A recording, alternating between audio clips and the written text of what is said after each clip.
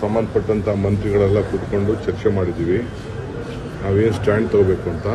So ಅದಕ್ಕೆ ನಮ್ಮ legal team ಹೇಳಿದ್ದೀವಿ. ಅವರು ಒಪಿನಿಯನ್ನ ಇವತ್ತು ಕೊಡ್ತಾರೆ, ಇವತ್ತು ನಾಳೆ ಕೊಡ್ತಾರೆ.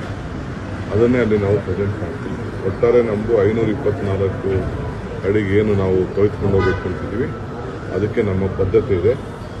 ಈಗ ಅಕ್ವಿಷನ್ಸ್ ಶುರು ಮಾಡಿದ್ದೀವಿ. ಲ್ಯಾಂಡ್ ಅಕ್ವಿಷನ್ಸ್ ಕೂಡ ಮಾಡಿ ಕನ್ಸೆಂಟ್ ಅಕ್ವಿಷನ್ ಮಾಡಬೇಕು ಅಂತ ಹೇಳಿದ್ದೀವಿ.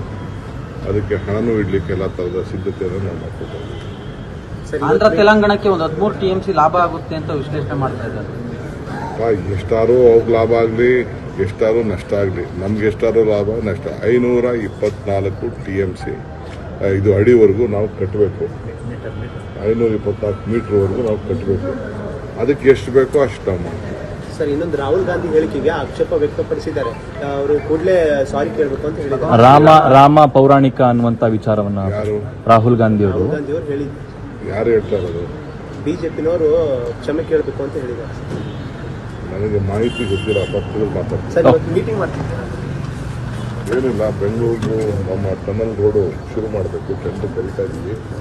ಅದಕ್ಕೆ ಜಾಗಗಳು ಬೇಕು, ಮಿಲಿಟರಿ ಜಾಗ ಬೇಕು ಮತ್ತು ಬೇರೆ ಜಾಗ ಎಲ್ಲ ಬೇಕಂದ್ರೆ ಅದಕ್ಕೆ ಎಷ್ಟೆಷ್ಟು ಬೇಕಾಗ್ತದೆ ಅಂತೇಳಿ ಮಿಲಿಟರಿದು ಒಂದು ಪ್ರಪೋಸಲ್ ಕಳಿಸಿದ್ದೀವಿ. ಆಮೇಲೆ ಕೆಲವು ಖಾಸಗಿಯವ್ರ ಜಾಗನೂ ಇದೆ, ಅದು ತಿಳಿದುಕೊಳ್ತಾ ಇದ್ವಿ. ಮೆಟ್ರೋಗೂ ಬೇಕಾಗಿದೆ. ಅದಕ್ಕೂ ಎಷ್ಟು ಬೇಕು ಅಂತಲ್ಲ ನಾವೆಲ್ಲ ಕೂತ್ಕೊಂಡು ಫಸ್ಟು ಆಲೋಚನೆ ಮಾಡ್ತೀವಿ. ಸರ್, ಚಾಮರಾಜನಗರ ಇದು ಪ್ರವಾಸಕ್ಕೆ ಹೋಗ್ತಿದೆ ಸರ್. ರಾಮನಗರ ಅಲ್ಲ, ಅದು ಚನ್ನಪಟ್ಟಣಗೆ ನೀರು, ಕುಡಿಯೋ ನೀರು ಬೇಕು ಅಲ್ಲಿ ಮತ್ತು ವ್ಯವಸಾಯದ ನೀರಿದ್ದು ಕೆಲವು ಪ್ರಾಜೆಕ್ಟ್ ಪೆಂಡಿಂಗ್ ಉಳ್ಕೊಂಡಿದೆ. ಆ ಸ್ಪಾಟಲ್ಲಿ ಏನಾಗಿದೆ ಅನ್ನೋದು ಸ್ವಲ್ಪ ನೋಡಬೇಕಾಗಿದೆ.